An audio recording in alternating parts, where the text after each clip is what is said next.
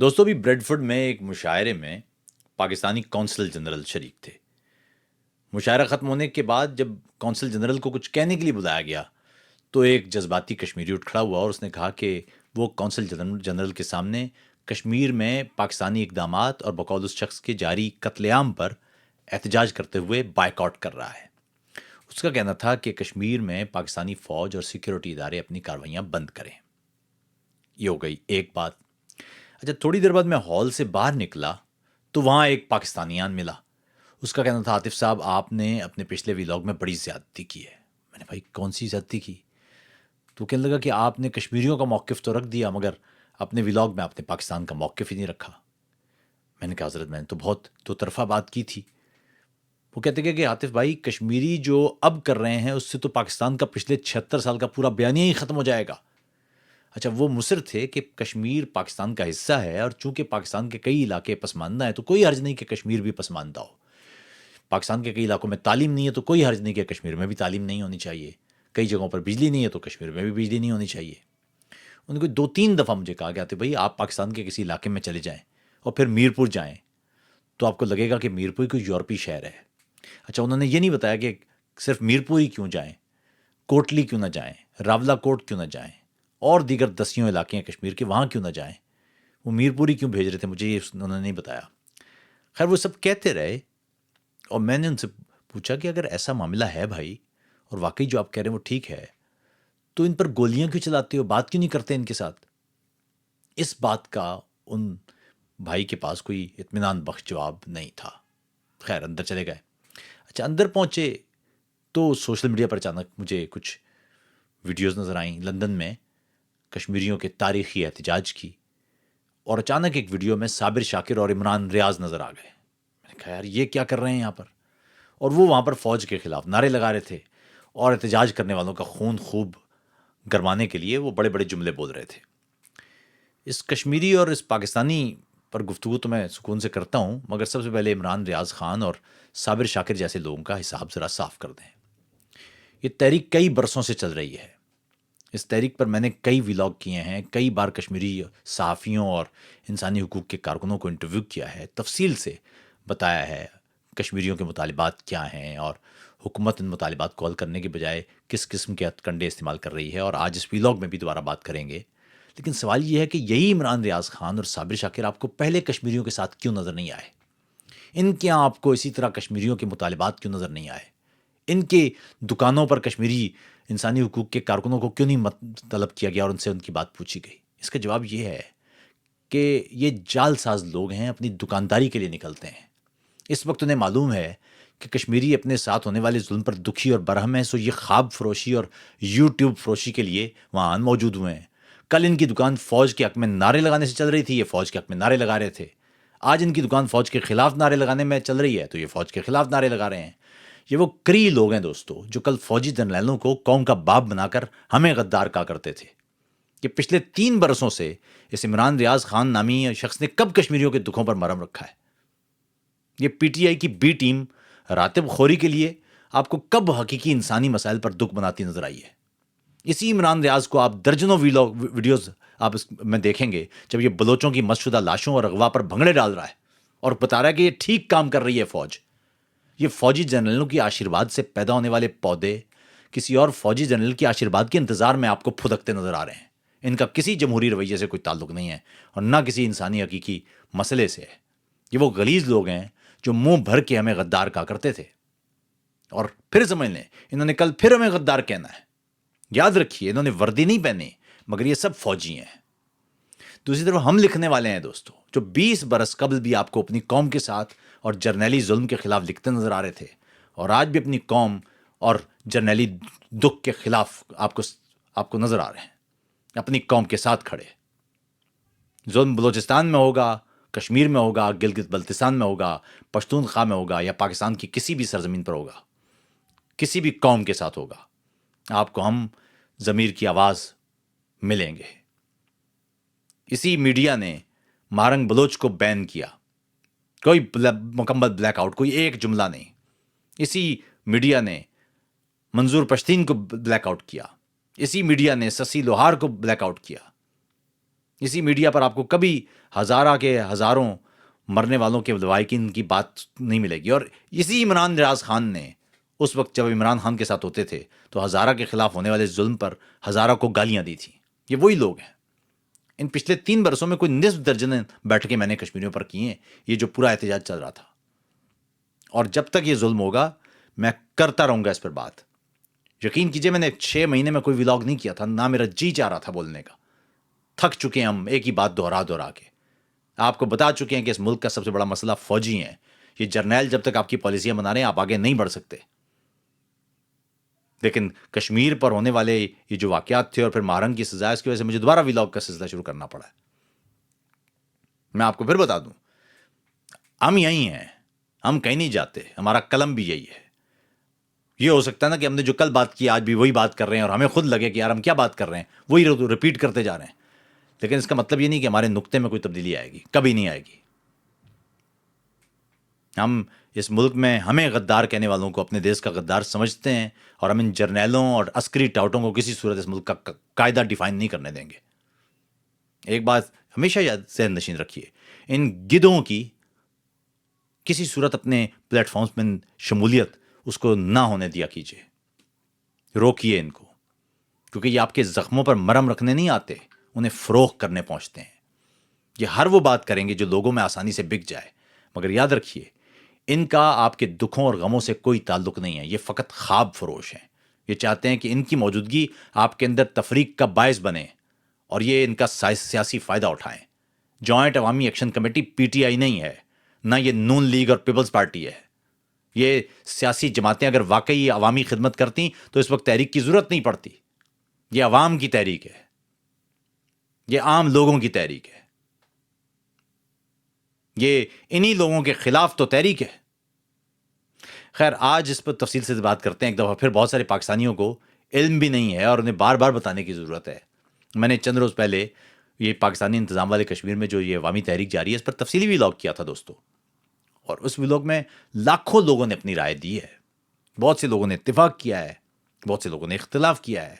اور میں سمجھتا ہوں کہ یہ کسی بھی جمہوری فرد کی خوبصورتی ہے اور جمہوری معاشرے کا حسن ہے کہ مختلف افراد وہاں اپنی اپنی بات کریں. کئی لوگ ہیں وہ سختی سے سخت الفاظ استعمال کرتے ہوئے بات کرتے ہیں، کئی لوگ بہت نرم الفاظ کا استعمال کرتے ہوئے اختلاف کرتے ہیں. ہمارے معاشرے میں اختلاف کرنا سکھایا تو نہیں گیا.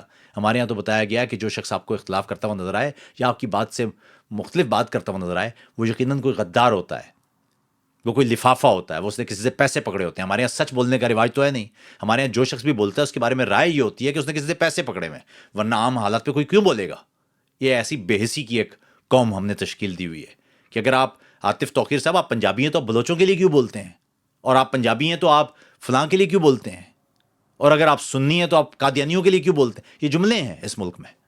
آپ بھی کہیں قادیانی تو نہیں ہیں، آپ بھی کہیں بلوچ ہیں، آپ نے بھارت سے کوئی پیسے لے لیے ہوں گے. یہ جملے ہیں اس ملک میں، اور یہ فوجی فیکٹریوں کے جملے ہیں. یہی جملے آپ کو کل عمران ریاض بھی بولتا ہوا نظر آ رہا تھا، اور یہی جملے آپ کو اس وقت جو عسکری سپانسرڈ قسم کے جو آپ کو اس وقت ٹی وی پہ پھدکتے ہوئے نظر آ رہے ہیں اینکر، وہ بھی بولتے ہوئے نظر آ رہے ہیں. یہ سب ایک ہی لوگ ہیں، ان کا عوام سے کوئی تعلق نہیں ہے. لیکن دوستو پچھلے چند دنوں میں پہلے جو ولاگ کیا اس کے اور اب کے درمیان میں حالات وہاں مزید تبدیل ہوئے ہیں. تحریک کے اندر بھی تبدیلیاں آئی ہیں، ریاستی اقدامات بھی مزید سخت ہوئے ہیں، اور اب پاکستان کی مختلف سیاسی جماعتیں بھی اس تحریک کے ساتھ اتفاق یا اختلاف کر کے اپنا سیاسی داؤ بھی کھیل رہی ہیں. لیکن آج ہم صرف احتجاج پر بات نہیں کریں گے، ہم یہ بتانے کی کوشش کریں گے اور سمجھنے کی کوشش کریں گے کہ ایک عوامی تحریک کیسے وجود میں آتی ہے، اس نے عوامی حمایت کیوں حاصل کی ہے یا کیسے وہ حاصل کرتی ہے، اس کے مطالبات، اس تحریک کے مطالبات کیا تھے، پھر اس میں کیا تبدیلی آئی، اور آج یہ تحریک کس مقام پر کھڑی ہے. میں اس ولاگ میں جان بوجھ کر دوستو آزاد کشمیر کے بجائے پاکستانی انتظام والا کشمیر کی اصطلاح استعمال کر رہا ہوں. اس کی وجہ سیاسی نہیں صحافتی ہے، اور ساتھ ہی یہ بات کہ آزاد کشمیر کتنا آزاد ہے یہ ہم سب جانتے ہیں. آپ کو پتہ ہی ہے یہ ریاستی جو نا وہ سپانسرڈ قسم کا لفظ ہے. اس لیے اس ولاگ کا مقصد بھی کسی سیاسی موقف کی حمایت یا مخالفت نہیں ہے، بلکہ عام لوگوں کو، کشمیریوں کو تو پتہ ہے لیکن عام پاکستانیوں کو زمینی حقائق سمجھانا ہے. اگر آپ صرف پاکستانی ٹی وی دیکھتے ہیں تو شاید آپ کو لگے کہ پاکستانی انتظام والے کشمیر میں احتجاج اچانک جون 2026 میں شروع ہوا ہے. یہ حقیقت نہیں ہے، یہ اس سے بہت مختلف بات ہے. کشمیر میں یہ حقوق کی تحریک دہائیوں پرانی ہے، مگر یہ والی جو تحریک جو آپ دیکھ رہے ہیں، یہ 3 سال اس کو بھی ہو چکے ہیں، اور یہ مسلسل عمل کا نتیجہ ہے۔ اس کی ابتدا 2023 میں ہوئی تھی، اور یاد رکھیے گا کہ وہ عمران خان کی حکومت تھی یا نون لیگ کی حکومت تھی یا پیپلز پارٹی کی حکومت تھی، ان سیاسی جماعتوں نے عوامی مسائل پر توجہ نہیں دی، اسی وجہ سے تو یہ تحریک بنی ہے۔ اگر یہ سیاسی جماعتیں عوامی مقدمہ ٹھیک سے لڑتیں تو اس تحریک کی ضرورت نہیں بنتی، کیونکہ یہ عام لوگوں کی تحریک ہے۔ جب سیاسی جماعتیں بوجھ نہیں اٹھاتی اور عسکری ٹاؤٹ بن جاتی ہیں، جرنیل کسی علاقے کی پالیسیاں بنانے لگتے ہیں اور سیاسی لوگ وہاں پر اس کھیل کا حصہ ہی نہیں ہوتے، تو تب وہ خلا پیدا ہوتا ہے جہاں ایسی تحریکیں پیدا ہوتی ہے۔ یاد رکھیے گا، جب ابتدا میں یہ تحریک شروع ہوئی ہے، کوئی آئینی بحران زیر بحث نہیں تھا، نہ مہاجروں کی نشستوں کا تنازع تھا، نہ خود مختاری کا سوال تھا۔ ابتدائی احتجاج مکمل طور پر معاشی نوعیت کے تھے۔ لوگ مہنگی بجلی کے خلاف نکلے تھے، مہنگے آٹے کے خلاف نکلے تھے، بڑھتے ہوئے ٹیکسوں کے خلاف نکلے تھے، اور یہ سوال اٹھایا گیا تھا کہ اگر پاکستانی انتظام والے کشمیر کے دریاؤں سے بجلی پیدا ہوتی ہے تو مقامی لوگوں کو اس کی قیمت اتنی زیادہ کیوں ادا کرنا پڑتی ہے؟ یہ تھا وہ سوال جس نے عام آدمی کو سڑک پر لا کھڑا کیا۔ انہی احتجاجوں سے ایک پلیٹ فارم وجود میں آیا جسے جوائنٹ عوامی ایکشن کمیٹی یا GAAC کہا گیا۔ یہ بات درست ہے کہ ابتدا میں یہ کسی روایتی سیاسی جماعت کا پلیٹ فارم نہیں تھا۔ اس میں تاجروں کی تنظیمیں تھیں، ٹرانسپورٹرز تھے، وکلا تھے، اساتذہ تھے، سرکاری ملازمین تھے، بازاروں کی انجمنیں تھیں، یہ عام لوگ تھے، عام کشمیری، یعنی مختلف شعبوں سے تعلق رکھنے والے عام شہری ایک مشترکہ پلیٹ فارم پر جمع ہوئے تھے۔ بہت ریئر ہوتا ہے یہ صرف تب ہوتا ہے جب کسی قوم کے اندر سیاسی شعور موجود ہو اور اسے معلوم ہو کہ سیاسی تحریکیں ہمارا مقدمہ نہیں لڑ پا رہی ہیں۔ اسی لیے اس تحریک کو ابتدائی مرحلے میں غیر جماعتی عوامی تحریک کہا جاتا تھا۔ یہاں ایک بہت اہم بات سمجھنا ضروری ہے۔ پاکستانی میڈیا میں احتجاج تو دکھایا گیا، لیکن اس کے مطالبات بالکل زیر بحث نہیں آئے۔ تحریک کے ابتدائی مطالبات کیا تھے؟ مقامی لوگوں کے لیے سستی بجلی، گندم اور آٹے پر سبسڈی، بڑھتے ہوئے ٹیکسوں پر نظر ثانی، یا منتخب نمائندوں اور اعلیٰ حکام کی مراد میں کمی، یا مقامی وسائل سے حاصل ہونے والے فوائد میں مقامی آبادی کا زیادہ حصہ، یا شفاف حکمرانی، یا مہنگائی کے اثرات کو کم کرنے کے لیے عملی اقدامات۔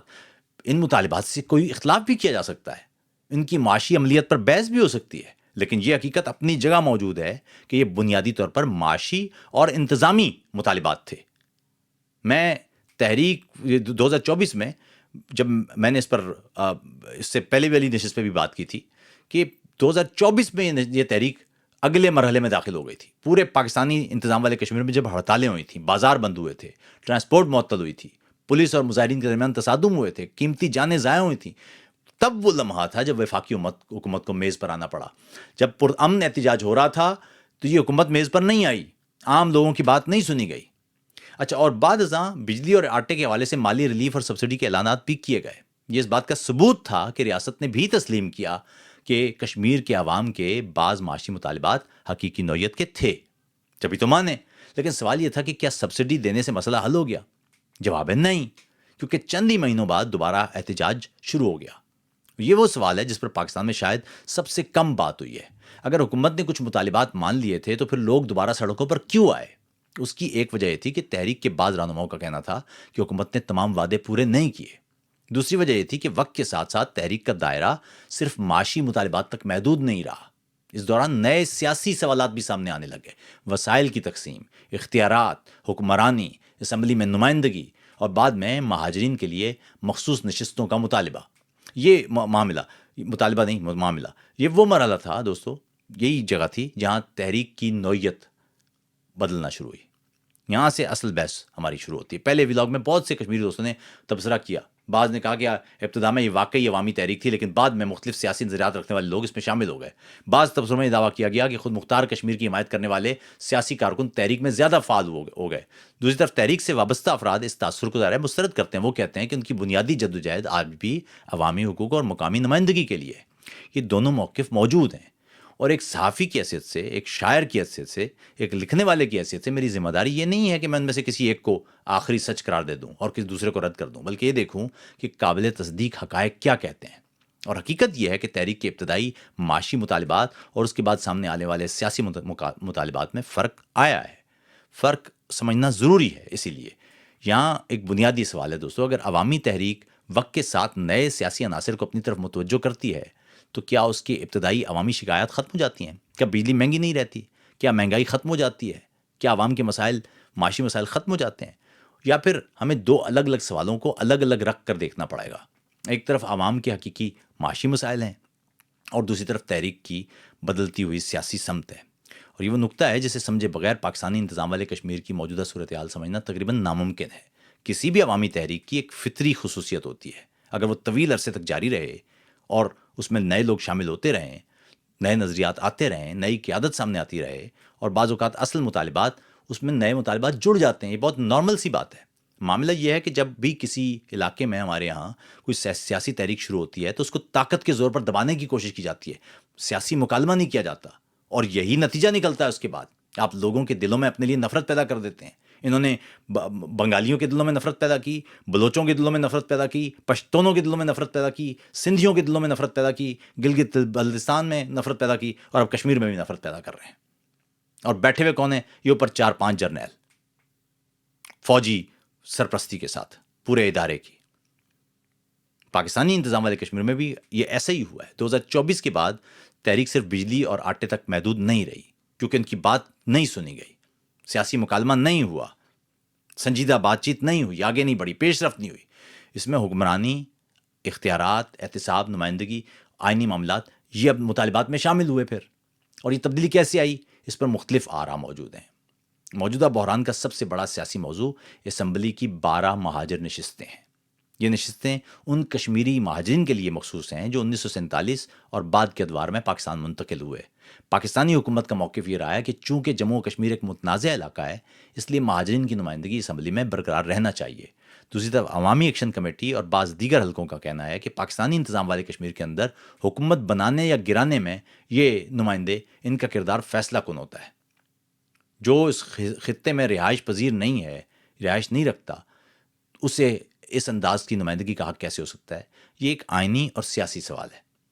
اس سے اتفاق یا اختلاف کیا جا سکتا ہے، لیکن اسے صرف امن و امان کا مسئلہ کہہ کے دبایا نہیں جا سکتا۔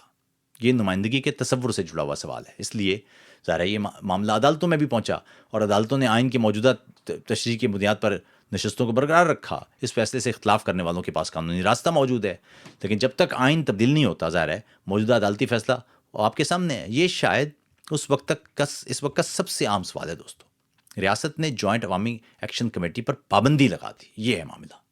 حکومت کا کہنا تھا کہ تحریک کے بعض عناصر نے قانون سے تجاوز کر دیا، سرکاری املاک کو نقصان پہنچایا یا تشدد کے واقعات ہوئے، اور امن عامہ کو خطرہ لاحق ہوا۔ یہ ریاست کا موقف ہے، ظاہر ہے اسے نظر انداز نہیں کیا جا سکتا۔ لیکن جمہوری ریاستوں میں دوسرا سوال بھی اتنا ہی عام ہوتا ہے۔ اگر کسی تحریک کے اندر کچھ افراد قانون توڑتے ہیں تو کیا پوری تحریک کو کالعدم قرار دیا جاتا ہے، یا قانون شکنی کرنے والے مخصوص افراد کے خلاف کارروائی ہوتی ہے؟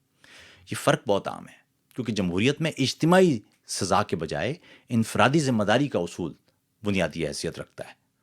اس پابندی کے بعد شوکت نواز میر سمیت اس تحریک کے بہت سارے لوگوں کو گرفتار کر لیا گیا۔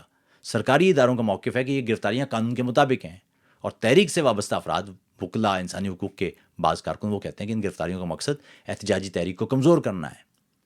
معاملہ دار عدالتوں میں بھی ہے، اور کاروائیاں، قانونی کاروائیاں چلتی رہیں گی۔ یہاں ایک اصولی بات لیکن ہمارے سامنے ہے، کسی بھی شخص کے خلاف الزام لگانا اور اس کا جرم عدالت میں ثابت کرنا دو الگ الگ چیزیں ہیں۔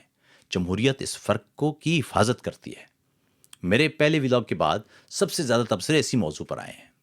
کسی کشمیری دوست نے لکھا کہ ابتدا میں تحریک خالصتاً عوامی تھی، لیکن بعد میں مختلف سیاسی نظریات رکھنے والے افراد میں نمایاں شامل ہو گئے۔ بعض خاص طور پر خود مختار کشمیر کے حامی حلقے اور مختلف قوم پرست کارکنوں کا ذکر بھی کیا گیا ان کمنٹس میں۔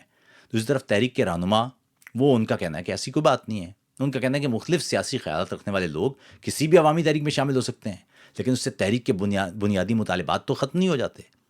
اور یہ اصولی فرق یہاں سامنے رکھنا ضروری ہے دوستو۔ اگر کسی تحریک میں مختلف نظریات رکھنے والے افراد شامل ہو جائیں تو یہ خود بخود اس بات کا ثبوت نہیں ہوتی کہ پوری تحریک انہی نظریات کا نمائندہ بن جاتی ہے، اور بن بھی جائے تو گفتگو ہی کی جائے گی نا۔ کالعدم کیسے قرار دیا جا سکتا ہے کسی کو؟ تحریک کے سرکاری بیانات، چارٹر، مطالبات اور عملی اقدامات، اس کو سامنے رکھنا ہوتا ہے۔ اسی طرح اگر تحریک کے اندر واقعی نظریاتی تبدیلی آتی ہے تو اس پر بھی تحقیق کی جاتی ہے۔ لکھنے والوں کا کام تو یہی ہے، خاص طور پر صحافیوں کا کام تو یہی تھا کہ وہ اس پر بات کرتے، وہ دونوں امکانات کا جانچ کرتے، نہ کہ کسی ایک دعوے کی کو بلا تحقیق وہ قبول کر لیتے اور پھیلانا شروع کر دیتے. یہ بحران اب صرف عوامی تحریک کا نہیں ہے دوستو، اب اس میں پاکستان کی مختلف سیاسی جماعتیں بھی سرگرم ہیں. پاکستانی تحریک انصاف اس میں اس وقت آپ کو آگے آگے نظر آ رہی ہے. دوسری جماعتیں بھی وہ فوج کی لائن ٹو کرتی ہوئی آپ کے سامنے ہیں. پیپلز پارٹی اس معاملے پر ظاہر ہے اس کی سیاست مختلف ہے. ایسا ہوتا ہے، تحریک جب کوئی کامیاب ہوتی ہے تو سیاسی جماعتیں کوشش کرتی ہیں کہ اس کے ساتھ جڑ کر یا اس سے اختلاف کے ذریعے سیاسی سپیس حاصل کریں یا سیاسی مفاد حاصل کریں. دنیا بھر میں جب کوئی عوامی تحریک وسیع عوامی حمایت حاصل کرتی ہے تو سیاسی جماعتیں اس سے دور بھی رہتی ہیں اور بعض اوقات اس سے سیاسی فائدہ اٹھانے کے لیے اس کے قریب بھی آتی ہیں. یہی وہ مرحلہ ہے جہاں ایک عوامی تحریک کے سامنے سب سے بڑا سوال یا امتحان آتا ہے، کیا وہ اپنی خود مختاری برقرار رکھتی ہے یا مختلف سیاسی مفادات کا میدان بن جاتی ہے. میرے خیال میں آج پاکستانی انتظام والے کشمیر کو اور اس تحریک کو دو بڑے خطرات درپیش ہیں. پہلا خطرہ، ہر اختلاف کرنے کو صرف سیکیورٹی زاویے سے وہ دیکھا جا رہا ہے، یہ اس تحریک کو توڑنے کے لیے. اور دوسرا خطرہ کہ ایک حقیقی عوامی بے چینی مختلف سیاسی قوتوں ان کی کشمکش میں گم نہ ہو جائے.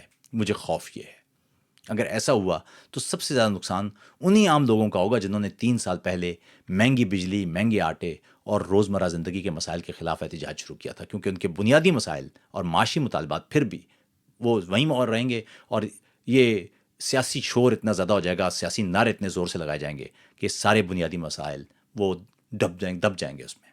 پھر عام سوال یہ ہے کہ آج جتنے محب وطن بن کر نعرے لگا رہے ہیں وہ بتائیں کہ آخر پاکستانی انتظام والے کشمیر کی یہ تحریک 3 برس تک قومی میڈیا سے غائب کیوں ہے؟ جب لوگ بلوں کے خلاف نکلے تھے، جب پورے شہر بند ہوئے تھے، جب مذاکرات ہوئے تھے، جب ریاست کو مالی مدد دینا پڑی تھی یا پیکیج کا اعلان کرنا پڑا تھا، جب پابندی لگی تھی، جب گرفتاریاں ہوئی تھیں، یہ سب پاکستان کے پرائم ٹائم مباحثوں کا موضوع کیوں نہیں بنا؟ ٹھیک یہی کام میڈیا نے ملک کے دیگر علاقوں کے محکوموں اور مظلوموں کے ساتھ بھی کیا ہے. نیشنل ڈسکورس سے بلوچستان غائب ہے، گلگت بلتستان غائب ہے، سابق قبائلی اضلاع غائب ہیں. وہ پشتون تحریک جو ہے، اس پشتون تحفظ موومنٹ، اس پر میڈیا بلیک آؤٹ کر دو، اور مارنگ پر بلیک آؤٹ کر دو، اور سسی لوہار پر بلیک آؤٹ کر دو، اور سندھی قوم پرستوں پر بلیک آؤٹ کر دو. جو نیشنل جو ڈسکورس ہے اس سے ڈس ایگری کرتا ہے اس کو بلیک آؤٹ کر دو. یعنی اسلام آباد سے دور رہنے والے پاکستانی اکثر اس وقت خبر بنتے ہیں دوستو جب کوئی بحران بن جاتا ہے. حالانکہ صحافت کا کام بحران آنے کا انتظار کرنا نہیں ہے، بلکہ بحران کو سمجھنا ہے اور اس کی وجوہات پر روشنی بھی ڈالنا ہے. اس ویلوگ کے بعد بھی یقیناً آپ 2 طرح کے تبصرے دیکھیں گے. گروہ کہے گا یہ مکمل طور پر عوامی حقوق کی تحریک ہے، دوسرا کہے گا یہ تحریک سیاسی عناصر کے ہاتھ میں جا چکی ہے. یا عسکری آشیرواد والے محب وطنوں کا کہنا ہوگا کہ کشمیر کے عوام بھارتی ایجنٹ اور غدار ہیں، پاکستان کے عوام غدار ہیں، ہم نے تو یہ بھی سنا ہے. مگر حقائق تو برعکس ہیں. دنیا کی تقریباً ہر بڑی عوامی تحریک وہ وقت کے ساتھ بدلتی ہے، اس میں مختلف نظریات کے لوگ شامل ہوتے ہیں، سیاسی جماعتیں بھی دلچسپی لیتی ہیں. بعض لوگ اسے اپنے مقاصد کے لیے استعمال کرنے کی کوشش بھی کرتے ہیں، یہ کوئی غیر معمولی بات نہیں ہے. اصل سوال یہ ہے کہ مختلف لوگ شامل ہوئے یا نہیں. اصل سوال جو ہے وہ شامل ہونے کا نہیں ہے، وہ یہ ہوتا ہے کہ کیا تحریک اپنے بنیادی مطالبات سے دور گئی ہے، اور اگر ہاں تو کس حد تک. صرف سرکاری بیانیے نہ بیان کریں. اس وقت آپ کو نظر آ رہا ہوگا بہت ساری سیاسی جماعتیں وہ اٹھ کے اس تحریک کے حق میں یا اس کے خلاف ہو رہی ہیں تاکہ لوگوں کی سمپتھی حاصل کر لیں. بات بتائیں نا آپ کہ جب اگست 2023 میں عام لوگ وہ بجلی، آٹے اور مہنگائی کے خلاف سڑکوں پر نکل رہے تھے، تب آپ کہاں تھے؟ یہ عمران ریاض صاحب کدھر تھے اس وقت؟ یہ صابر شاکر اس وقت کیوں خوف اور دکھ کا اظہار نہیں کر رہے تھے؟ اس وقت نعرے کیوں نہیں لگا رہے تھے؟ اگر سیاسی جماعتیں پوچھیں ان سے کہ اگر وہ ابتدائی میں عوامی مسائل کی نمائندگی کرتی تو یہ متبادل عوامی پلیٹ فارم اس کی ضرورت کیوں ہوتی؟ یہ مقبول کیوں ہوتا؟ جمہوریت میں خلا نہیں ہوتا. جب روایتی سیاست کمزور پڑتی ہے تو غیر روایتی تحریکیں جنم لیتی ہیں. یہ صرف پاکستانی انتظام والے کشمیر کی بات نہیں ہے، یہ پوری دنیا کی سیاسی تاریخ ہے. ریاست کی بنیادی ذمہ داری امن قائم رکھنا ہے، اس میں کوئی اختلاف نہیں ہے. کہیں تشدد ہے، کہیں سرکاری املاک کو نقصان پہنچایا ہے، کسی کی جان خطرے میں پڑی ہے، قانون کو حرکت میں آنا چاہیے. لیکن جمہوری ریاست کا امتحان اصل میں یہ ہے کہ وہ قانون نافذ کرتی ہے اور اس قانون کی خود بھی پابندی کرتی ہے. وہ اختلاف کرنے والوں کے ساتھ یہ سلوک نہیں کرتی کہ ان کو دہشت گردی کے مقدمات میں اندر کرے. وہ اختلاف کرنے والوں کو غدار نہیں کہتی. یہ جی ایچ کیو میں طے نہیں ہوتا کسی جمہوری ملک میں کہ کون غدار اور کون ملک کا محب وطن ہے. ہر احتجاج کو امن عامہ کا مسئلہ کیوں بنایا ہوا آپ نے؟ یاد رکھیے، سیاسی معاشرہ وہ ہوگا جہاں حکومتیں یہ جاننے کی کوشش کرتی ہیں کہ احتجاج کیوں کر رہے ہیں لوگ. احتجاج طاقت سے ختم نہیں ہوتے، اور ختم ہو جائیں تو دل سے ختم نہیں ہوتے. اگر آپ نے احتجاج کو ختم کرنا ہو تو اس کے اسباب ختم کیے جاتے ہیں. ہر شہری کو یہ سوال پوچھنا چاہیے خود سے.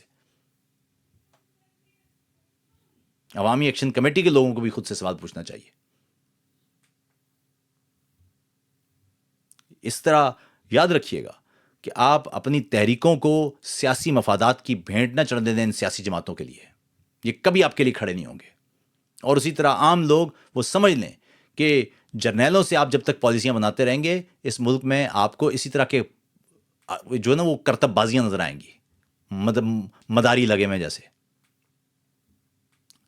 میں ذاتی طور پر سمجھتا ہوں عوامی تحریکیں صرف عوامی حمایت سے نہیں، عوامی اعتماد سے مضبوط ہوتی ہیں. اور عوامی اعتماد کے لیے شفافیت چاہیے. مجھے سب سے زیادہ خدشہ ایک اور چیز کا ہے، کہیں ایسا نہ ہو کہ اصلی مسئلہ گم ہو جائے. 3 سال پہلے جو لوگ نکلے تھے، آج پورا ملک سیاست، پابندیوں، گرفتاریوں، نظریات اور انتخابات پر بات کر رہا ہے، لیکن کیا کسی نے پوچھا ہے کہ بجلی کا مسئلہ حل ہوا یا نہیں ہوا؟ کیا مہنگائی کا مسئلہ حل ہوا یا نہیں ہوا؟ کیا عام آدمی کی زندگی آسان ہوئی یا نہیں ہوئی؟ ان کا کوئی جواب نہیں ہے اب تک. پھر ہمیں ماننا ہوگا دوستو کہ مسائل تو اب بھی وہیں کے وہیں ہیں جہاں سے تحریک شروع ہوئی تھی. پاکستانی کشمیر ایک خطے کا مسئلہ نہیں ہے، یہ ہزاروں لاکھوں لوگوں کا مسئلہ ہے. اور ساتھ ہی پاکستان کے وفاقی ڈھانچے، جمہوری اداروں اور ریاستی طرز حکمرانی کا بھی امتحان ہے.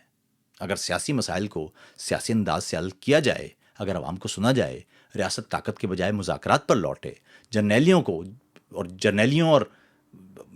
کو پالیسیوں پر وہ عمل کرنے کے بجائے سیاسی عمل کی طرف بڑھا جائے، میڈیا دور دراز علاقوں کو پاکستان کا برابر کا حصہ سمجھے اور ان راتب خوروں کو لاش فروشی کے بجائے ان کے چہرے دکھائے جائیں، تو شاید اس بحران سے نکلنے کا راستہ موجود ہے. لیکن اگر ہر اختلاف کو صرف سیکورٹی مسئلہ بنایا گیا، عوام کو غدار اور غیر ملکی ایجنٹ کہا گیا اور عوامی تحریک کو سیاسی رساکشی کا میدان بنایا گیا، تو پھر اصل مسائل جو کہ تو رہیں گے، صرف کردار بدلتے رہیں گے. امید کرتا ہوں کہ پاکستان کی ریاست وہ ہوش کے ناخن لے گی اور یہ غداری والا بیانیہ ایک طرف رکھ دے اور ان لوگوں کو جن کو گرفتار کیا گیا ہے انہیں چھوڑے اور ان لوگوں سے بات چیت کرے. اس کے علاوہ کوئی اور راستہ نہیں ہے. اپنا خیال رکھیے گا. آداب.